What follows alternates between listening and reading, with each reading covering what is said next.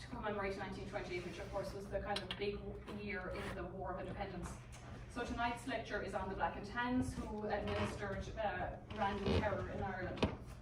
We are going to do a lecture in September, October, November and December too. So next month in September we'll do kind of the IRA campaign, which is sort of the mirror of this, or at least their reprisals. We'll do in October, I think, women, the role of women, and common man and everything in the War of Independence. Then we'll do the church and the north of Ireland in the War of Independence, and then December we'll do because we have to do it. Devil Era. Oh. I know, he's coming home from America. Yeah, see? So I've been away that entire year and then he comes back and ruins everything. So tonight we'll talk about the Black and Tans. And of course this is a very fraught, subject. I was researching the other day and I came upon an article from, I'd say, like 10 years ago, when the Ben and Jerry's had introduced Black and Tans as a flavour ice cream, which was obviously very bad, advice on their part, and I'm sure was not stocked in Ireland. Because of course we don't even drink that drink over there. It's you grow up hearing stories about the Black and Tans. So the Irish War of Independence ran from January 1919 until July 21. It was a guerrilla campaign, pitching about 15,000 members of the IRA against a British constabulary and an army force which totaled about 42,000. 2,000 people died, 750 of them civilians. The Black and Tans gained a reputation quite early for brutality. In the summer of 1920, Black and Tans responded to IRA attacks by carrying out arbitrary reprisals against civilians, particularly Republicans. This usually involved the burning of homes, businesses, meeting halls and farms. Some buildings were attacked with gunfire and grenades, and businesses were looted. Reprisals on property were often accompanied by beatings and killings. So one of the striking developments of 1919 in Ireland was the extent to which the Royal Irish Constabulary, who had been policing Ireland since 1836, came under siege by the IRA and was increasingly ostracised by the communities it served. The RIC, of course, were mostly Irish people, some of them were Catholic. It was a good job, at the time. But it was certainly part of Collins's methodology. We talked about that, I think, in our last one in February, that the RIC should not be allowed to kind of function. In fact, Diarmuid O'Hegarty, the Director of Communications, left no room for ambiguity when he composed a memorandum in 1919, outlining the IRA attitude, which was the police should be treated as persons who, having been adjudged guilty of treason to their country, are regarded as unworthy to enjoy any of the privileges or comforts which arise from cordial relations with the public. In December 1919, the RIC Inspector General reported that the men were ill-equipped to deal with guerrilla warfare and were easy targets, as were their barracks, which were being burnt and evacuated in considerable numbers. The Prime Minister in Britain, David Lloyd George, his government was adamant that counterinsurgency was a policeman's job, and this was part of a wider refusal to acknowledge that there was a war going on in Ireland. Notwithstanding, the pressure on the RIC prompted talk in Dublin Castle in the second half of 1919 to augment the force with a new group of ex-soldiers. Winston Churchill, who was at the time the Secretary of State for War, proposed a paramilitary force that could back up the regular army, who were already in situ, but also the police force, and they would recruit them from unemployed veterans from the First World War. Authority was given for such an initiative in November, and the first soldiers were recruited 100 years ago this year, as Lord French, the Lord Lieutenant of Ireland, admitted to the Chief Secretary of Ireland, matters here are really getting beyond the control of the police. So the British advertisement seeking recruitments asked, do you want a job? You can join the RIC, the finest constabulary force in the world. The terms of service were 10 shillings a day, a month's fully paid leave every year, and pensions on the highest scale payable to any police force in the UK. If you have the physique, if you have a good character, and especially if you are an ex-serviceman, you can join the RIC today. So from early 1920 through to the truce in July 21, over 13,000 new recruits were added to the already 10,000 members of the old RIC, and so this new strength reached 14,500. But a shortage of uniforms led them to wearing a mixture of police and military clothing, elements of the darker police uniform with the khaki, which of course earned them the moniker Black and Tans, which was also possibly a reference to a famous pack of foxhounds in County Limerick. The first Black and Tans arrived in March 1920, where they received cursory training at a depot in the Phoenix Park, and subsequent recruits were trained at Gormanstown. There was a surge of recruitment later in 1920 as the British economy struggled, and over 1,100 recruits joined in October 1920 alone. And interestingly enough, that also coincides with an uptick in the violence in Ireland.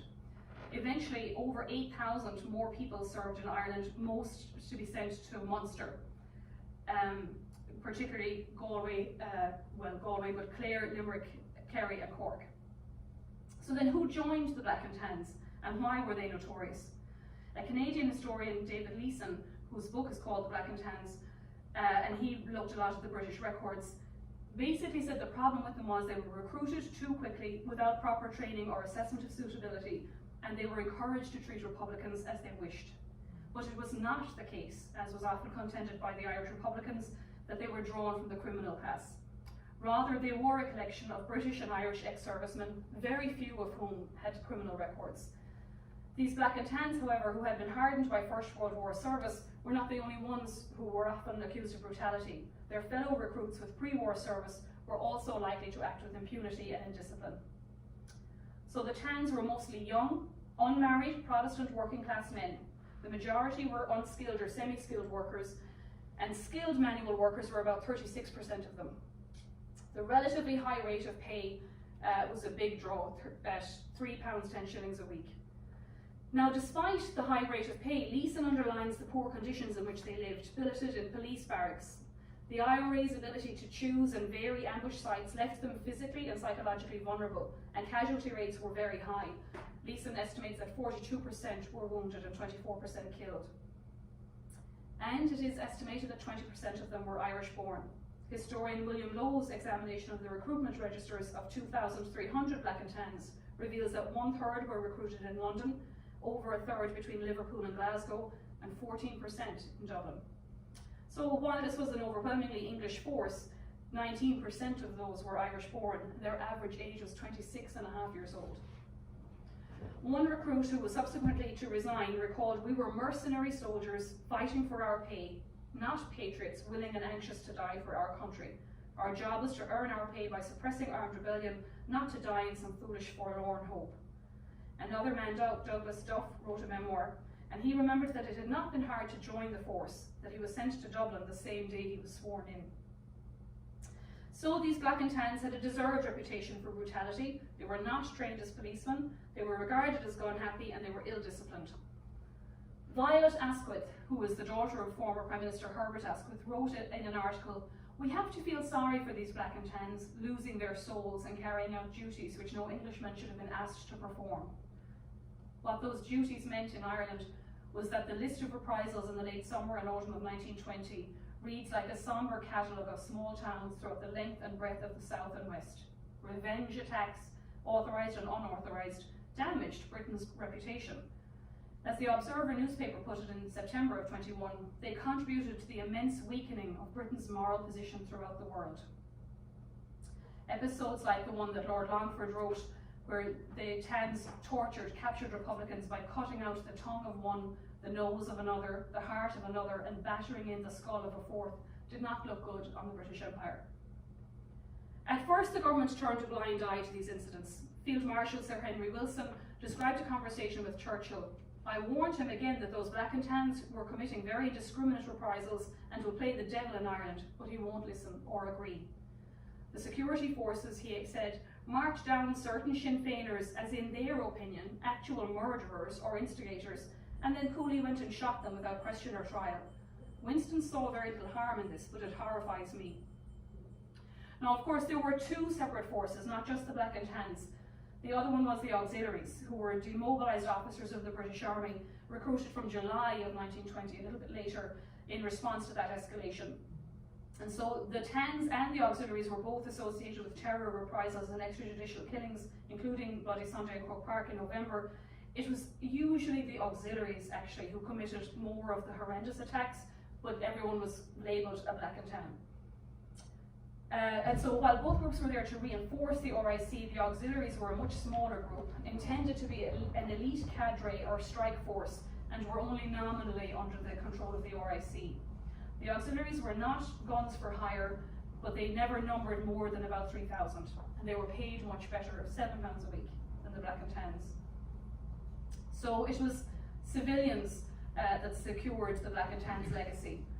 William Yeats' sister Lily wrote to her father in December of 1920, having witnessed some of the atrocities and seeing a lorry load of the Black and Tans pass her house with reprisals galore written on the side of the van, that her political stance had changed. As you know, I was no Sinn Féiner a year ago, just a mild nationalist, but now. John Duffy, who was an RIC member, recalled that it was a common practice for the Tans when they went out in the country in their lorries to shoot down fowl and other poultry, the property of poor people, and to bring them back to the mess, where some of them were cooked for their own use or dispatched to their families in England. And so the types of harassment that I'll tell you about in my hometown, and of course, you know, the Stole is indicative of other smaller towns, and these were not fatal stories in any way, but it was just a kind of an incident in everyday life.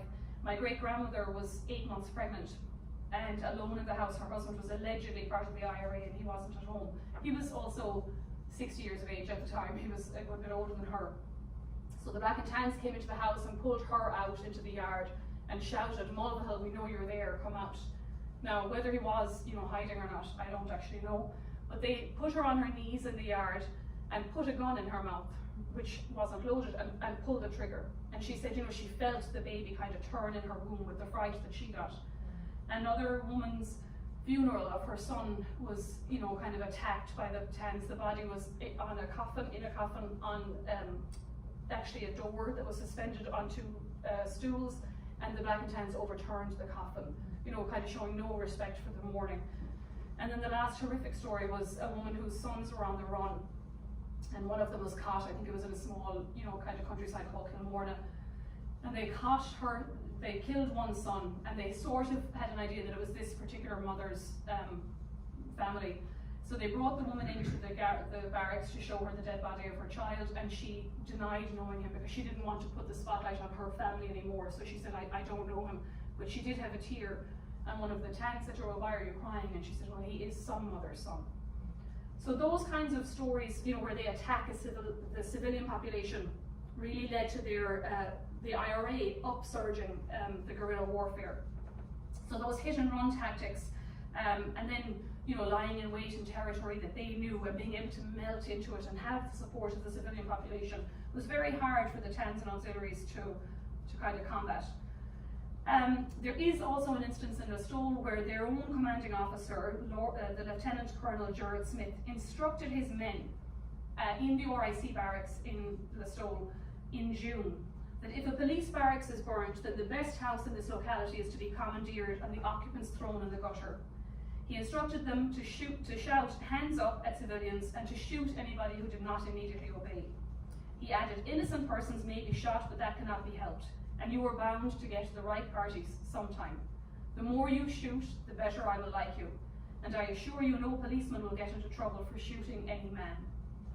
Hunger strikers will be allowed to die in jail, the more the merrier. Some of them have died already, and a damn bad job they were not all allowed to die. As a matter of fact, some of them have already been dealt with in a manner their friends will never hear about. An immigrant ship left an Irish port for a foreign port lately with lots of Sinn Féiners on board. I assure you men, it will never land." That's nearly all I have to say to you. General Tudor and myself want your assistance in carrying out this scheme and wiping out Sinn Féin. Any man who is prepared to be a hindrance rather than a help to us had better leave this job at once. Now, that was a speech delivered to the RIC members who were supposed to make way for the Black and Tans who would be arriving the next day.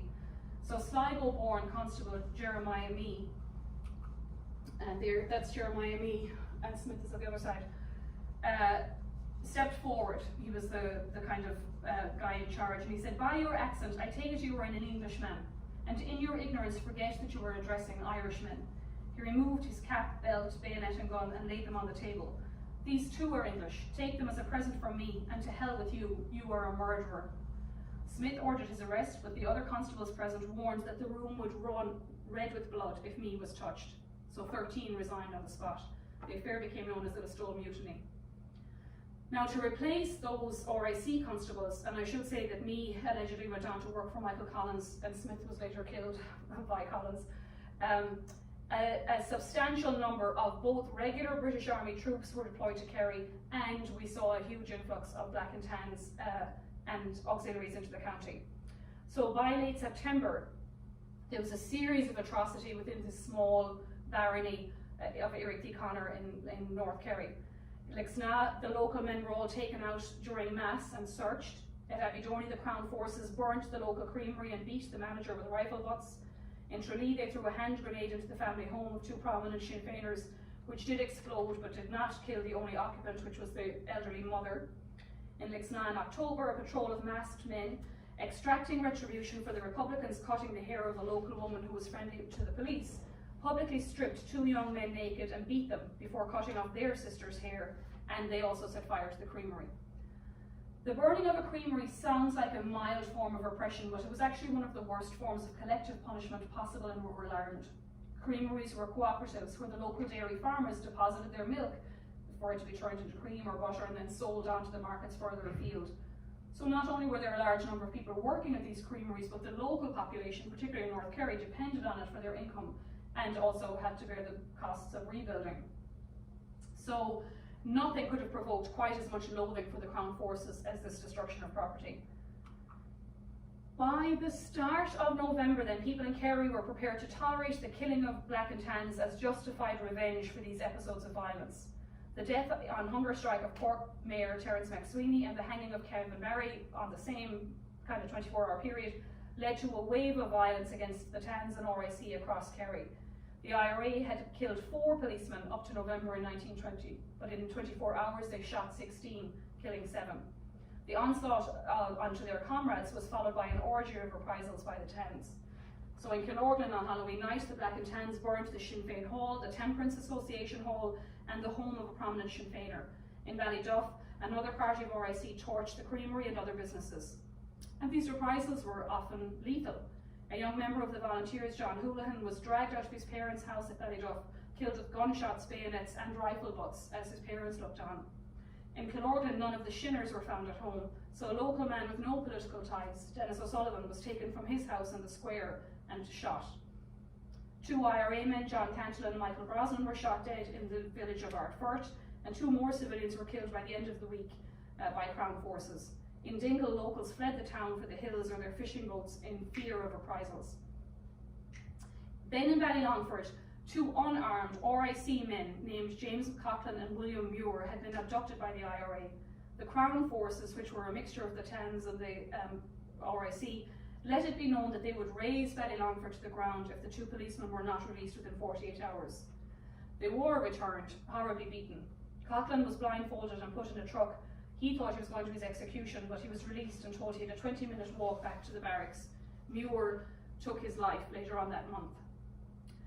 So it was Tralee, a town of some 10,000 people, which saw the worst of the RIC's retaliation, and in fact was sieged for over a week. In the hours after those first shootings of policemen in the town, 3 civilians were shot, 1 fatally.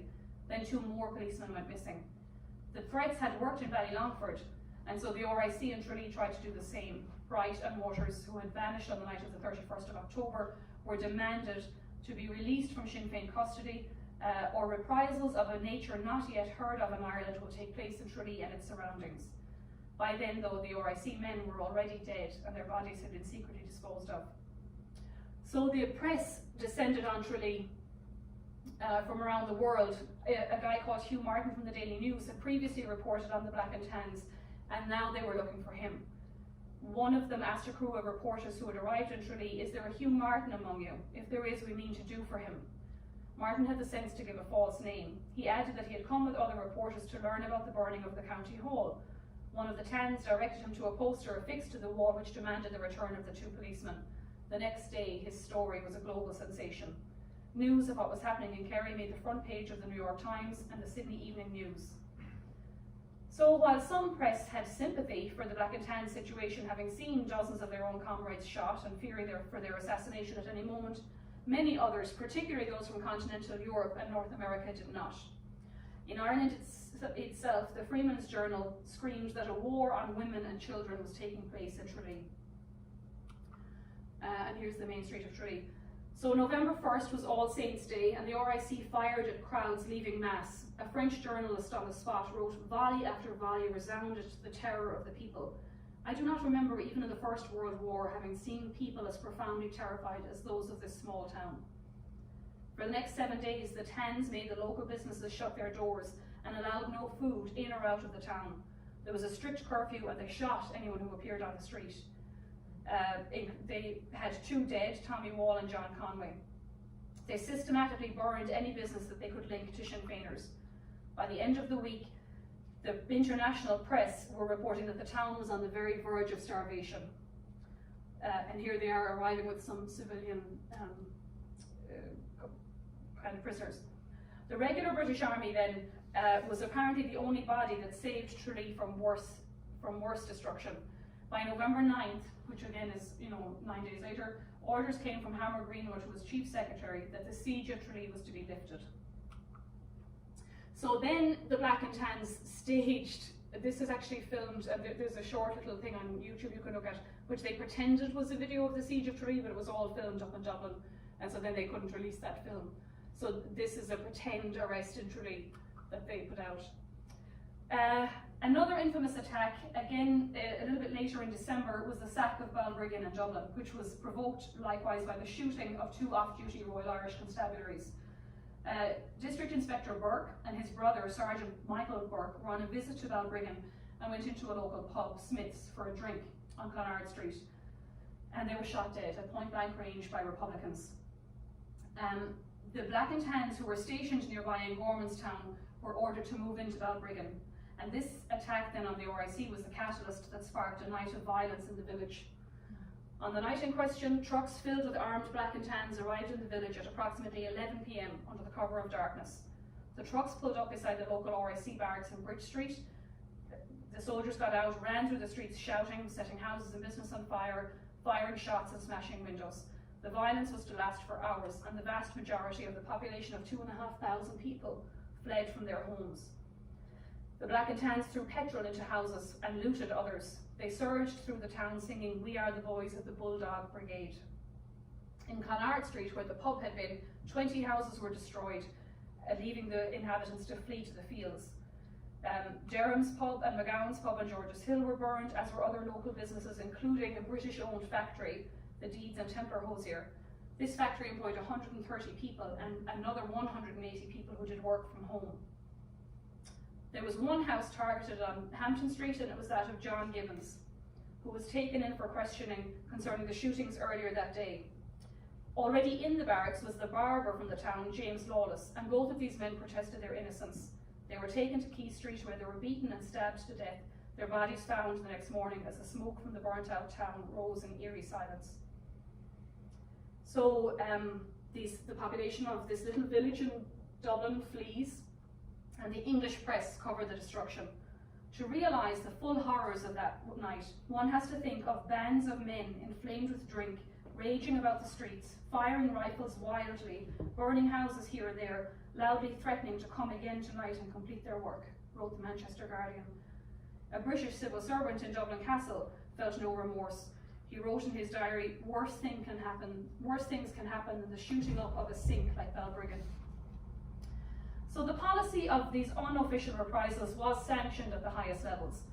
The commander of the British forces in Ireland, General Sir Neville Macready, defended it privately. Where reprisals have taken place, the whole atmosphere of the surrounding district has changed from one of hostility to one of cringing submission.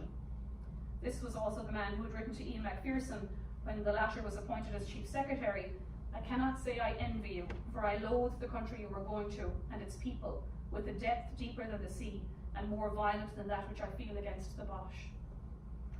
So other towns like Kilkee, Trim and Mallow were also burned by the Black and Tans in late September.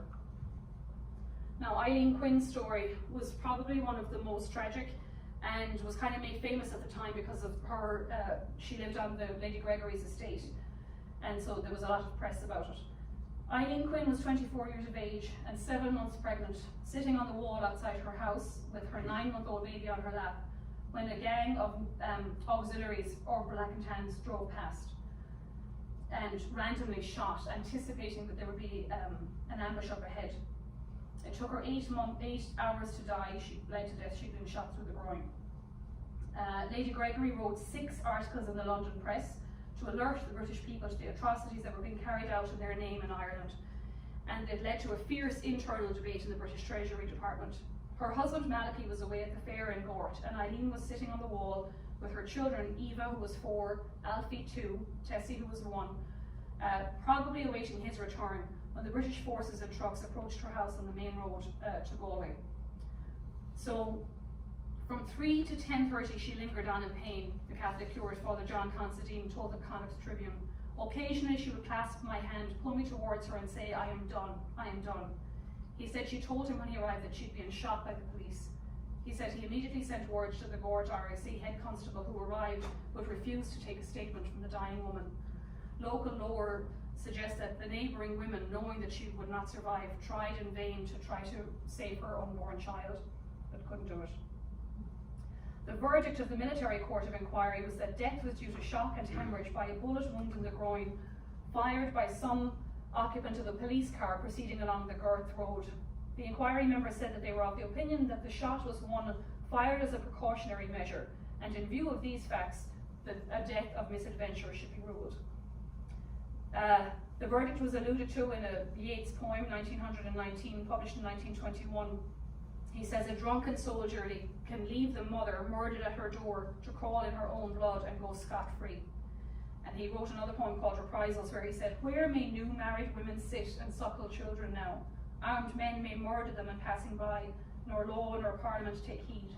Then close your eyes with dust and lie among the other cheated dead." Lady Gregory wrote at length about her death in the Fleet Street weekly The Nation and in her own diaries. Her November 13th Nation article said, "A letter says a young woman was shot at Killarton yesterday from a lorry of passing military. It sounds dreadful. It was NQ's young wife who had been shot dead with her child in her arms." She said, "The little children are saying Mama's asleep. You could take up the 3 little children together in your arms." She says that his sick daughter cannot sleep. The letter adds, "Monday was a holy day, All Saints' Day. Malachy, the widower, has gone to Gort. They were so happy that they had just gotten in the harvest and had dug the potatoes and threshed the corn and were ready for winter. She was out of the gate waiting for him to come back. The lorries passed and shots were fired. A maid ran out and found her lying there. 'I am shot,' she said. The whole place was splashed with blood like a butcher shop. They went to the doctor and had pellets put in him. They fired at the house, the doctor's house, as they passed and killed some fowl, and they broke a window firing at another house. She lived 8 hours in terrible pain. It is strange that she had said a few days before to her husband that she dreamed she would be shot by the Black and Tans." And she said, "An ambush. How could they be afraid of an ambush? Not a wood or any shelter nearby." This is the house. A big open country like that. And another article she titled "Murder by the Throat" after Prime Minister Lloyd George's remarks about the war in Ireland. She said that she published these anonymously or called herself a well-known Irish landlord. And she said, "This is a quiet part of Ireland not dominated by extremists. These Black and Tans can do what they like and no check on them. Look how the head constable was afraid to take a deposition from Mrs. Quinn before she died, and he was in her house." Then finally she quoted a neighbour, "I saw the lorries leave the town the day Mrs. Quinn was shot. The men in them were firing. 2 of them were lying back lifeless as if drunk. 8 men of the old police have to keep guard at the father's house because he's threatened by them because he gave evidence at the inquest." Sir Hammer Greenwood, the Chief Secretary for Ireland, faced detailed questions in the House of Commons about the violent deaths. He knew about her killing, not only through Lady Gregory's writings, but also because he'd received a telegram from the parish priest, Father Considine in Court. So Joseph Devlin MP asked him about the killing, and Greenwood said, "I regret to have to say that Mrs. Quinn was fatally wounded. A court of inquiry opened on the case today at 10 a.m. I am informed by the police authorities that 2 police lorries were passing at the time, and it may be that the wounding resulted from a shot fired in anticipation of an ambush in the neighbourhood." Pressed by Devlin and other MPs, he said that in counties like Galway, as it is today, the police and military have every right to anticipate ambushes and to prevent them if possible, and he protested against the allegation that they were taking pot shots at innocent women. Devlin, who was the MP for Fermanagh and Tyrone, again raised the killing in an adjournment debate. He said that if the killing was not deliberate, it was the result of indiscriminate shooting, adding, "If the result is that this young mother, in the bloom and freshness of her womanhood, with her little child in her arms and about to be the mother of another, is shot dead, let it ring forth throughout the world that this is Britain, the Britain that stood against the atrocities of the Turks in Armenia, that wept tears over crushed and oppressed humanity in every land under the sun, yet there is not one word of apology from the lips of the right honourable gentleman, or of the sympathy for this poor woman, and for the desolate heart which is made motherless by these accursed crimes. Green once said, "The matter is under inquiry. No one regrets more than the police and the soldiers themselves if innocent persons are killed while they are carrying out their difficult and dangerous duties. But I repeat, the responsibility is on those who continue the assassination and attempted assassinations of our police." So, the last one I'm going to talk to you about is another case in Galway, the Lucknown brothers, which happened in late November 26th of 1920. They were members of the IRA. Patrick and Harry Lucknown were abducted by this company, the D Company of the Auxiliaries, near Kinvara in County Galway. They had quite a wealthy farmland, which they lived on with their mother, Catherine, and their two sisters, Nora and Katie, who were both teachers in North Galway. There was another son, Matty, and a daughter, Mary, living in America, and Hugh, the youngest child, was living in England, but he returned to the farm when the two boys were killed. Pat was tall and handsome, a fine hurler, very popular, and of course was involved with the Irish Republican Army and the IRB, which was the secret kind of part of that IRA. Reportedly, Pat deeply regretted that he took no part in the 1916 rising. At the time, he had been a member of the United Irish League. Harry was a gentle, quiet, studious young man, fond of reading, kind of ill health, had forced him, even he couldn't become a teacher like his sisters, he was so unhealthy. Harry was the secretary of the local Sinn Féin club. So though their unit had seen relatively little action in the preceding 2 years of resistance, Patrick had participated in an ambush the previous month in October, which resulted in the death of a policeman from Kerry. So on the day in question, Robert and Peter Glynn were neighbours, and they were threshing together with the Loughnane family. And because the machinery was, kind of loud and stuff, they didn't hear a lorry full of auxiliaries coming. So they were seized at gunpoint. Robert Glynn, who was the neighbour that owned the machinery, tried to run, and the auxiliaries opened fire on him, but he escaped. The auxiliaries took Pat and Harry away, and one apparently commented to Pat, "Bring the rifle you had with you at Castle Daly." At the same time, however, when the brothers were arrested, they didn't bother to arrest anybody else, and nor did they search the Loughnane family home. So they were rounded up into the van with the auxiliaries and continued around South Galway. The next Saturday, Father Nagel, who was the parish priest, accompanied Mrs. Loughnane to the RIC barracks. She was bringing clothing for her sons, thinking that they had been kept there in custody. They were told, however, that the auxiliary force had taken the brothers away the previous night, and no one seemed to know what their destination was. On Monday, the 29th of November, a force of auxiliaries called to her home and informed her that her sons had escaped from this Stromharsna castle. They had apparently tried to, they were being taken there for questioning the auxiliaries. Some of them were billeted there, and now they had come to her home, assuming that the boys had escaped and she was hiding them, so they raided the house. Mrs. Loughnane was at home with one of her daughters. The friends became anxious for their safety, and one of their sisters, Nora, began a fruitless search, calling on military officers in Galway City and elsewhere, but she began to fear the worst. She was told on Tuesday that the police knew nothing about her brother's arrest and that they had not come to Galway. And she made further inquiries until the following Saturday, when she was at that auxiliary camp at Leenaboy, and which is in Taylor's Hill, Galway. She had an interview with the commanding officer there and inquired of him if he knew where her brothers were. He told her that 8 prisoners out of a total of 12, including her brothers, had escaped, that only one had been rearrested and the other 7 were presumed to have run south. Exactly what happened to the 2 brothers will never be known. However, witnesses, including others arrested at the same time, told a tale of merciless brutality, and I'm going to warn you, there is a picture of them in the coffin in a minute, which is pretty harsh. According to testimony by the IRA volunteer Michael Hines, 12 RIC men, dressed only in shirts and pants, went into the day room in the Gorth barracks and beat the 2 brothers around the room for over an hour, until blood was running from their ears and their noses. Another RIC constable named Doherty, who knew the brothers, interceded for them but without effect. When the RIC left the 2 boys in the room, that Doherty RIC officer heard Patrick say to his brother, "We'd better say the rosary, as they are going to finish us." They were then tied to the tailgate of a lorry, bound to each other, and dragged along the roads to Drumharsna Castle, the headquarters of the Tans, where they were beaten again. At 11 o'clock that night, they were taken from there to Moyhane's Wood, where they were shot. Witnesses recounted on Saturday morning that Harry may still have been alive and was heard moaning. On Sunday morning, the Auxiliaries took their bodies to Umbrista, near Auxiliaries, where they were set alight. After failing to bury the bodies because of the stony soil, they threw them into a muddy pond, which, to make their discovery more difficult, they threw dirty oil on top of the water.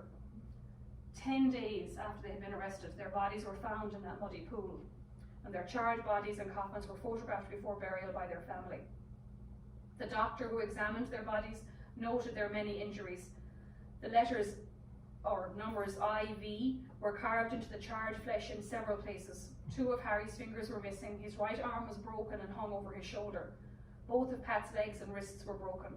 The doctor thought it was possible that hand grenades had been put in their mouths and exploded. The discovery of their bodies came about in a surprising manner. A friend of the Lucknowns, called Mikey Tully Lucknown, he was about 18 years of age, saw Pat in a vision after his arrest by the Auxiliaries. He finally visited the church a few days later and prayed to the Sacred Heart to show him where the Lucknowns were. That night he dreamt that he saw his comrades in a pond at Dumbrista, near this crossroads. After hearing Mass at Gort on Sunday, the boy took 2 friends with him, the Hines brothers. They cycled to Dumbrista, crossed a field to the pond, and there lay the brothers exactly as he saw them, in about 3 feet of water in the pond, the surface of which was covered with oil. So this was where they were kind of found. Their location of their suspected shooting before their bodies were dumped is now marked by a cross to their memory. And there's their memorial cards. And what I think is so sad is look at how, young he is in the photograph. He was 18 or 19, I think, when he was killed, but they didn't obviously have a more up-to-date photograph. And apparently, it was very difficult even for the family to identify them, but one of the brothers was very tall and she recognized him from that. So 1920 ended up getting very, very violent towards the end of the year. Cork City was burned. We'll probably talk about that in one of the other meetings in December, when a lorry of Auxiliaries was ambushed by the IRA near Dillon's Cross. Several were wounded and 1 was killed. That night, the Crown forces killed 2 IRA volunteers, and set fire to the commercial centre of Cork City, burning both the City Hall and the Carnegie Library. In December of 1920, on the 29th of December, British generals attended a meeting of the Cabinet and predicted victory in Ireland by the spring. Dublin Castle's Chief of Police agreed. General Tudor said he thought that in this area, in 4 months' time, the terror would be broken if there is no truce. The great hope of the extremists was a change of policy. And in December, the British government sanctioned official reprisals, beginning with the burning of 7 houses in Middleton in County Cork in reprisal for an IRA ambush earlier in the day. There was an estimated 150 official reprisals in the next 6 months. Taken together with an increased emphasis on discipline in the RIC, however, it did help to curb the random atrocities that the Black and Tans committed, if only because reprisals were now directed from above, rather than being the result of a spontaneous desire for revenge in local areas. So the militarization of the RIC through the recruitment of veterans ultimately failed. Violence actually increased along with Black and Tan deployment, and the heavily reinforced RIC could only achieve a standoff with the IRA. The remaining Black and Tans and Auxiliaries left Ireland in 1922, taking the old RIC with them. The association of the Black and Tans with violence and intimidation against civilians has forever established their reputation. By January of 1921, a British Labour Party commission reported that it felt feelings of shame at witnessing the insolent swagger of the Tans, whom they described as rough, brutal, abusive, and distinctly the worst for liquor. Another observer reported they had neither religion nor morals, they used foul language, they had the old soldiers' talent for dodging and scrounging, they called the Irish natives, they associated with low company, stole from each other, sneered at the customs of the country, and drank to excess. The Catholic cardinal in Ireland called them a horde of savages, some of them simply brigands, burglars and thieves. Similar denunciations came from within the armed forces. Their commander, General Frank Crozier, resigned in 1921 because they had been used to murder, rob, loot and burn up the innocent because they could not catch the few guilty on the run. John Flannery, who was a participant in the mutiny of the Connaught Rangers in India in 1920, which was a company of rangers, were stationed on the plains of the Punjab and refused to perform their military duties because they were protesting British military action and activity in Ireland, insisted that the mutineers' action was prompted by the treatment of their mothers and sisters by the Black and Tans in Ireland. The mutineers' spokesman put it to the general if it was a fitting reward for the sacrifices that thousands of Irishmen have made on the many fronts throughout the Great War, and to these men on parade who come through this great ordeal to return home and learn that our own fellow countrymen and women were being shot down by the orders of the British government. Such was the cementing of the notorious reputation of the force that the War of Independence was often referred to as the Tan War. But regular RIC members were capable of brutality and reprisals, as were the IRA. This is the nature of war.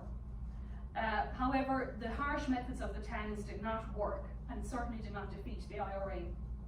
Professor Roy Foster wrote, "They behaved more like independent mercenaries. Their brutal regime followed the IRA's policy of killing policemen and was taken by many to vindicate it." The historian Peter Hart agrees, "It was astoundingly counterproductive. The militarized police formed their own death squads and regularly engaged in reprisals against civilians. IRA violence only increased." Coupled with the battering which all this inflicted on the image of Britain at home and abroad, the continuing IRA campaign probably eventually led Lloyd George to seek talks with the Republicans, which led eventually to a British withdrawal from Ireland. During one of these debates, Winston Churchill, the man who was responsible for making the decision to form the Black and Tans, when I had put him earlier, took a moment to muse on Anglo-Irish relations generally. "Ireland is a small, poor, sparsely populated island, lapped about by British sea power, accessible on every side, without iron or coal. How is it that she sways our councils, shakes our parties, and infects us with her bitterness, convulses our passions, and deranges our action? How is it she has forced generation after generation to stop the whole traffic of the British Empire in order to debate her domestic affairs? Whence does this mysterious power of Ireland come?" he asked. It was a question that the Black and Tans were not able to answer. Thank you.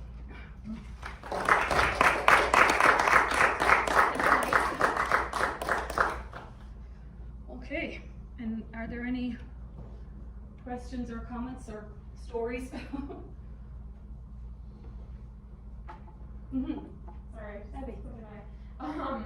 Not to get super controversial at all, but I know we've discussed, and probably a lot of people heard, last year the Irish government made a huge U-turn on commemorating the RIC, and I think a lot of that comes down to whether or not you hear the word commemorate and automatically think celebration, or if you just think remembrance, which of course it can be, and this is not something that people can easily forget in Irish history, but I'm wondering if you see, based on how you saw that go, and understanding obviously this topic, like how that might play into any potential Republic acknowledgements of next year's centenary of Northern Ireland.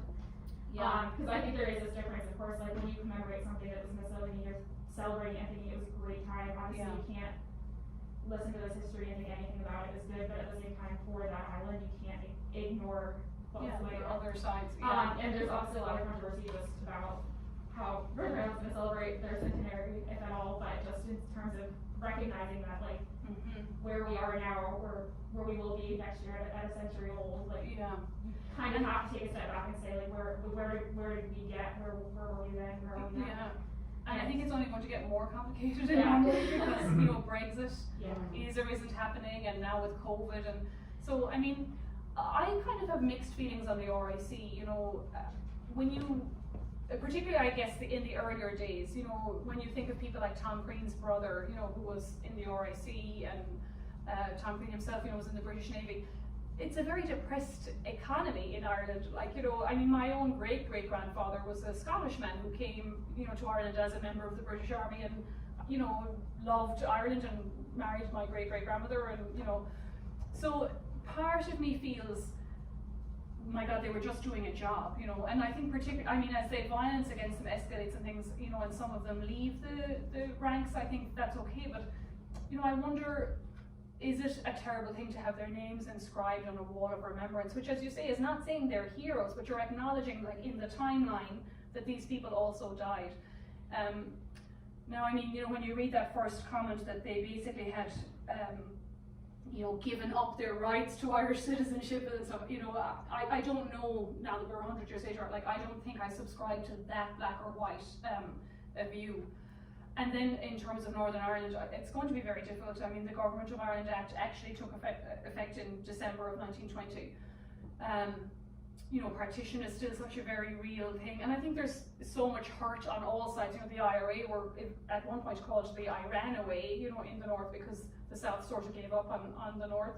And again, with Brexit, you know, just complicating issues so much, because Northern Ireland voted to stay in Europe, and now that, you know, because they're ruled by Britain, they're going. So I don't know what's going to happen. I think maybe, as you say, the word commemoration is even kind of wrong. You know, they have to mark the event, and I think it's something, you know, Boris Johnson was in the north lately and sort of gave everyone a stern talking to about how they do or don't decide to commemorate, and that things will have to be inclusive, you know.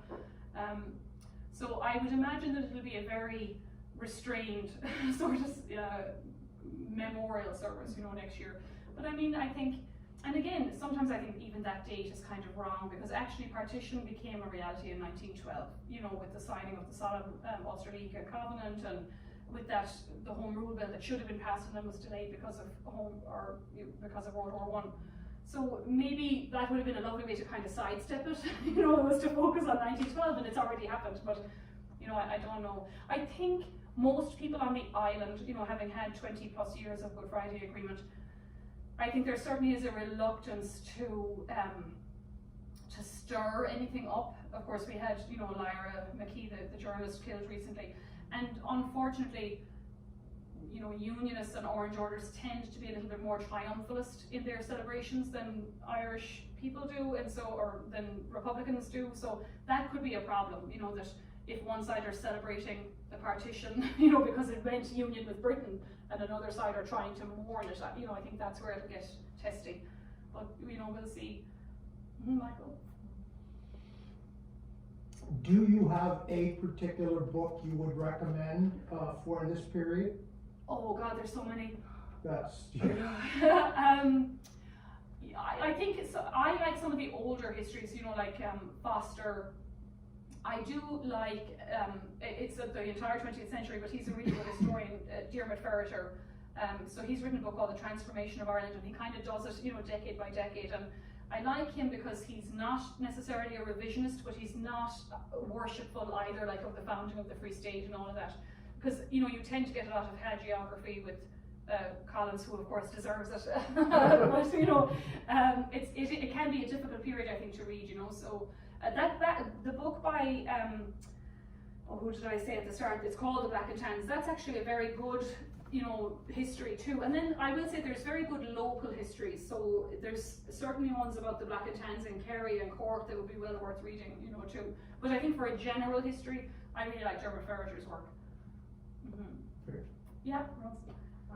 Thinking about the murder of brothers and just some of the other, you know, savage-like acts that the Africans committed. I mean, we know the war is war, and that there's atrocities committed on both sides, but I see this kind of in the context of the United States and some of the heinous acts committed, that the murder of Emmett Till, for example. Yeah, especially with the bodies. Yes. Yeah. And the only thing that explains that is dehumanization. Yeah. That's because you cannot do that to really do even more. So I guess my question is, what was it about the Black and Tans? You know, where did they get that either training or mindset? I know they've been called, you know, lowlifes and drunkards and all that, but that still doesn't get me to the point where they could dehumanize the Irish like that. Where did that come from? Well, and especially considering 20% of them were Irish, and there was something like 12 Americans, all of whom were over 6 feet, that were in the Black and Tans. You know, I suppose, and again, like, I've never been in the military, but I think it must be sort of part of, they were given very little training, and what training they did have was, they were an army. So they were trained, you know, to see an enemy force. Of course, World War I, you know, was, you know, trench warfare.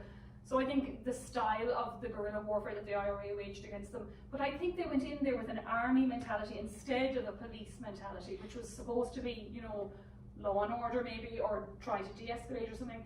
So that probably didn't help, that they literally were an army who saw themselves as a force, you know, trying to repel an enemy.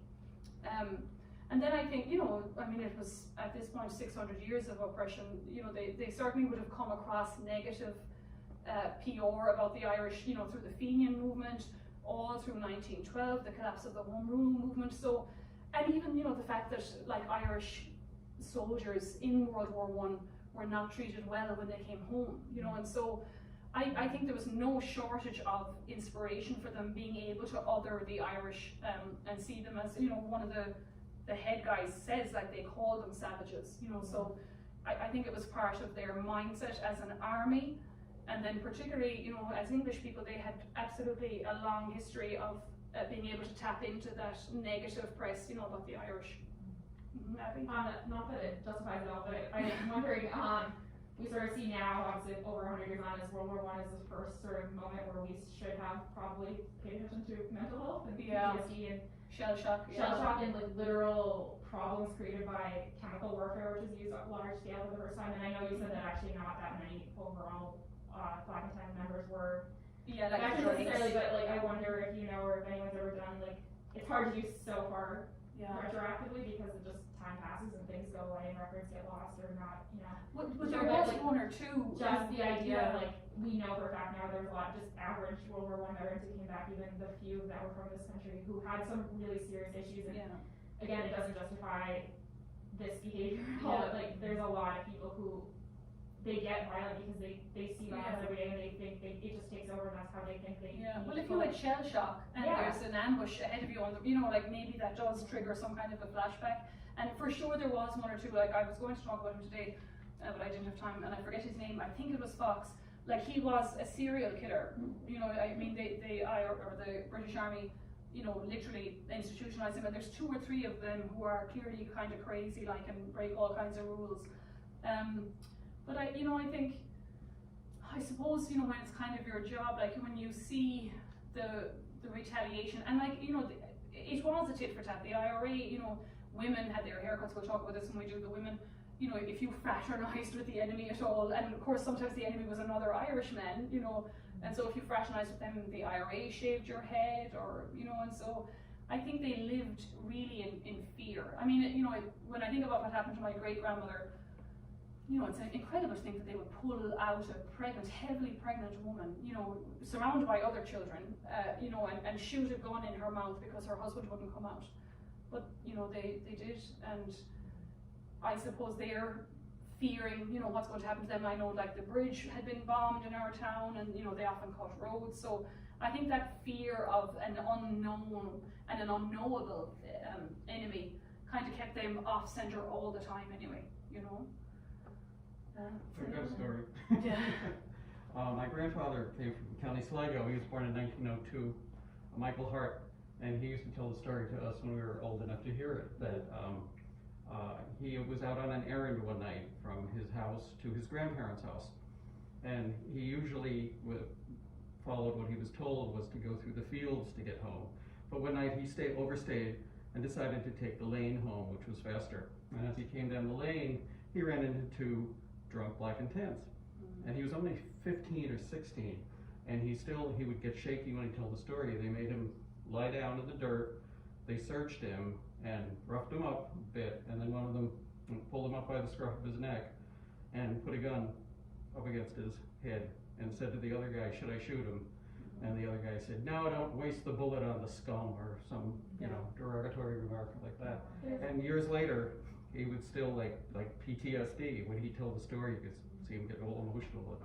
So. There's weirdly, it sounds really unridiculous to say, but studying Northern Irish stuff, like, I'm seeing so many similarities between how the British Army acted during the Troubles and the RIC and the Tans here, which again shouldn't be that shocking, but I've not really ever seen it like way out like this. And weirdly enough, next year not only being the 100th anniversary of Northern Ireland, but also the 50th anniversary of the Baton Massacre and everything that happened in the early 70s. They're actually one of the victims of that siege was a priest who soldiers went up to and pretended to shoot, and he died of a heart attack because of the shock of thinking he was going to be killed.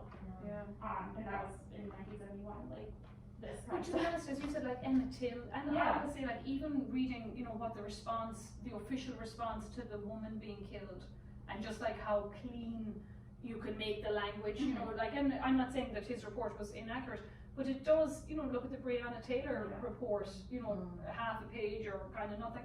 And so it's interesting how many similarities, and you know, I don't like to get political about today, but you know, like I'm just saying that the official report of something can be so sanitized as to remove, you know, kind of the details of what happened, and again, this othering and stuff, you know. Chris, did you have? Well, I'm sure you have horror stories. I can share another couple of stories as well. My grandmother, also born in 1902, not far from you, on the Dingle Peninsula, outside of Castle Gregory, a little hamlet called the Hashla, on the northern road, you know, out from Glennerville out to Dingle. And she used to tell the story, too, that during that time, one of her cousins was killed coming back from Castle Gregory from church on Sunday. He was coming back, and the black and tans were coming down the road, and he panicked and jumped into the ditch, and they must have seen the movement, and they strafed, you know, the ditch and killed him. He was a 14, 15-year-old kid. And my grandmother's mother died when she was 13, so on a farm, she became the, you know, the homemaker and all of this, and her house backed up, I think it's called the Owen Koshla River. It's a river that comes down off Mount Brandon into Tralee Bay. And one day, the black and tans came along the main road, and they thought there was some activity down on the river. They came into the house, swept everything off the kitchen table, punched out the kitchen window, and set up a machine gun where she had been making dinner. So she didn't shake quite the way your great-grandfather did, but it left a mark on her, and she certainly remembered them. You know? Well, and I mean, you know, it's amazing the amount of Irish Americans who grew up, and even my own cousins and, you know, granduncles and stuff who left Ireland in kind of the 20s, that had memories like of, you know, the black, and even they may not have been the black and tans, because we were saying that everyone was called a black and tan, but they could have been an auxiliary, and the auxiliaries had those other hats, the kind of black, fluffy looking tam o'shanter kind of hat. They, you know, they still viscerally like remember those, even if they were only children or if they grew up hearing them, you know, from their parents who left. So it's amazing, you know, the legacy kind of that it had. And I will say, I had never heard the full song, Come Out You Black and Tans, until I came to Albany. So, you know, like there's almost a sort of a silence at home about it in a little way, you know, whereas, because, you know, you'd have to be careful not to play rebel songs, you know, at certain times of the year or at certain, you know, houses. So, and we don't always sing them in pubs, you know. So I had never heard all of those verses until I came here. My grandmother left in July of 1921, when she turned, you know, she was 18, but as quickly as she could. It's interesting, she always said though, she drew a distinction. She said she never had any problem with the English people or the British people. She always liked them. She had no problem with the Queen. She wasn't interested in having the Queen as her Queen, but she was to the government and the policies that, you know, I mean, she always thought of it as a governmental, you know, almost military kind of thing. Yeah, and I think that, you know, I remember when Queen Elizabeth came to Ireland in the early 2000s or whenever it was, and, you know, she did a lot of outreach to the Irish community in England kind of at the same time, and, you know, there was a lovely documentary about nurses in England. And, you know, some of them were kind of 80 and they still had a little bit of a brogue, and they were saying like, you know, England has been good to me. And I can tell you, you know, too, some of the women like who had left in the 40s and 50s out of Magdalen homes, you know, and England was much more accessible to get to. A lot of those women, you know, really loved their time in England and were very appreciative of it, and the fact that they kind of, you know, had sanctuary there. So I think you're right, Chris, like there is, you know, most Irish people don't have a problem with British people. It's, as you say, the policies, you know. You know, connecting to that, my grandmother also told a story about her brother walking out of room getting beat up, you know. But when I talk to my friends, some of my friends in Ireland now, there is a little bit of that feeling like, well, that was then, you know, we've well moved on, and I understand that, but the world we're in right now, there's a lot of reckoning going on, looking back and saying, no, that's not enough, we need the words. Yeah. How many words, how many apologies have the Irish gotten from Britain over, specifically over some of the acts of the Black and Tan? Oh, I wouldn't say many about the tans. Now, I know Tony Blair, you know, did mention the Great Hunger quite effectively, like in his tenure. And I suppose when the Queen came, you know, and she put the, like, we don't use poppies, we use a laurel wreath. So the Queen acknowledged, you know, the sacrifice kind of Irish people, both on behalf of Britain in the World Wars, but also the death kind of in our own country. I'm kind of conflicted about some of that too, you know, like how much of do we need an apology, because also like we would sort of owe them an apology, like how many Irish men or British soldiers who were just doing their job or were British police, you know, and how many widows do the IRA kind of make, you know, of RIC people's families. So I don't know if you know, kind of need any more than what we've already gotten. Like now there's an acknowledgement that there's been terrible hurts done, that we're near neighbours, that we need to, you know, kind of cooperate. I will say I think the Brexit thing sort of stirred that up a little bit too, because there was a small bit of bullying, you know, going on at the time of the campaign, and I can't remember who, like there was very wrong figures about like the market and how much we export and how much Britain imports from us, and they were saying like, you know, you would be better off coming with us because we're your biggest partner, and you know, that simply kind of wasn't true, even though we do export a lot of our stuff to the UK, but like it, you know, remaining in Europe is way more beneficial, you know, to us to go into the United Kingdom, you know. So I think what constantly surprises Irish people is how ignorant British people are of their own history, you know, particularly as regards England. Like they might know some, but I mean Churchill, you know, like the famines in India that he sanctioned, and like there's catalogues of things that he did as Secretary of State in various countries, you know, that it might be hard for Irish people to kind of acknowledge him as a war hero, you know, because of his past. But so I think that's what, you know, it kind of constantly amazes Irish people, you know, that when Victoria, for instance, that TV show came out, and English people didn't know about the Great Hunger, you know, and there was like Twitter was a fire, oh my God, I never knew, and you know, and so you think, oh my God, how can you not know what your own country kind of, because we were part of the British Empire, you know, at the time. It's hard though, I mean, for another point of view on an excellent little book is by Paul Bew at Queen's University Belfast called Churchill and Ireland. Mm-hmm. And he argues that, that Churchill actually had great fondness for Ireland, and he traces how he spent actually significant portions of his youth there. That I don't remember exactly, but one of his grandparents had a landed estate and seat there, and that, you know, while it's understandable that the Irish didn't always feel the love, that he actually, you know, had a certain fondness for it, and certainly as a cold, calculating politician, as you quoted him, the thing that he just couldn't get over was how the, you know, from the perspective of the British Empire, how the tail wagged the dog. Yes, exactly. Just tiny, you know. Tiny, you know, backwards part of the empire. You know, brought down governments, held up business. You know, that ultimately, in a sense, he became an advocate for home rule. You know, if not outright independence, because he just saw this as you know, too disruptive to British politics. That you know, this constant discussion of Ireland and its place in the United Kingdom and in the Empire, you know, made no sense. So it's complicated. And I think, you know, we were very lucky to have such a large diaspora. You know, I don't think without that maybe, and that's something that sometimes in Ireland, you know, we forget, but it's there, like in the writing of the 1916 proclamation, you know, and later on the democratic program and all of those 1918 and 19 declarations. Like as this was going on, you know, Versailles had just kind of completed. Ireland, you know, lobbied hard to be heard at Versailles, you know, to become one of the members of the League of Nations. You know, why did you fight for little Belgium if you're not going to allow us, you know, and Wilson of course wouldn't get on board, but it's very interesting that there was, I think if Ireland hadn't had the diaspora to put external pressure on England, they probably could have continued to ignore it, you know, for as long as possible. Maybe World War II would have, you know, because they were kind of declining in power themselves. And the Indian and Irish freedom movements are working together a lot in this time period too, you know, so there was cracks. Rose? Just going back to Churchill's true feelings on Ireland, was he on record for saying some terrible slurs against the Irish? He is, like, you know, and I mean, I love the story that, you know, he was drunk and called De Valera down the phone and sang a nation once again to him, you know, during World War II.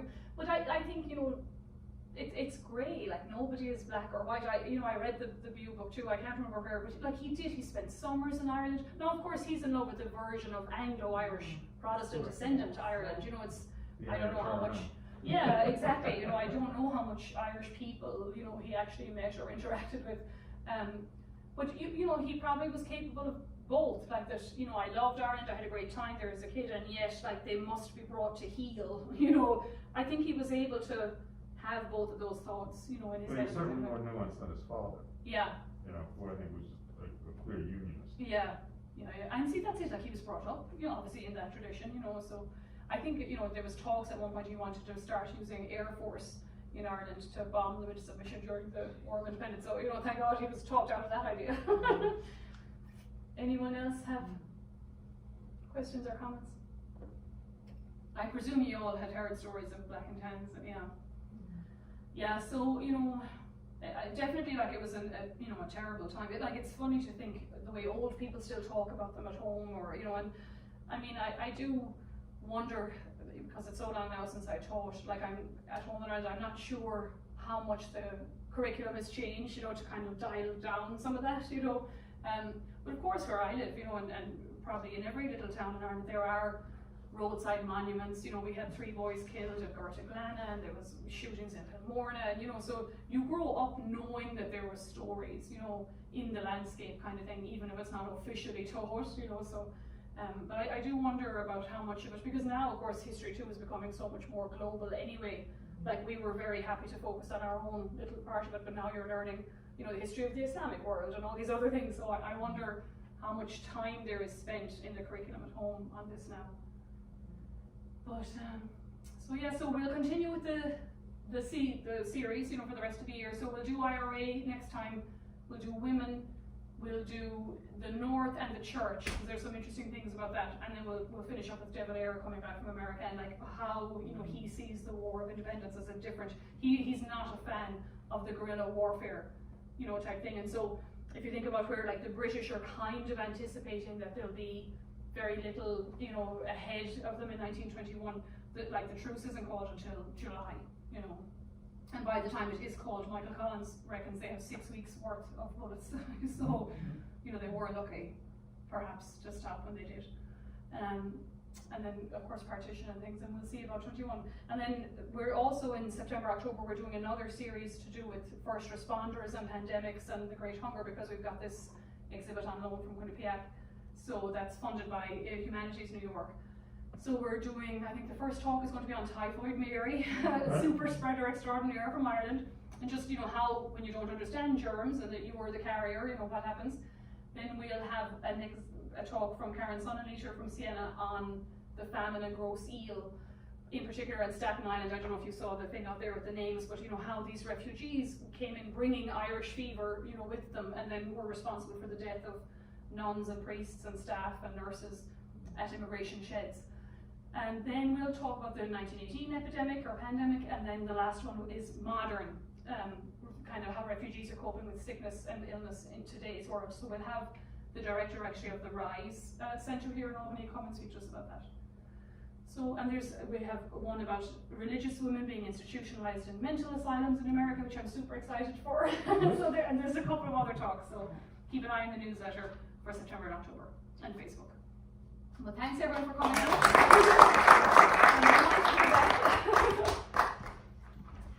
Back in, you know, abridged circumstances, but still.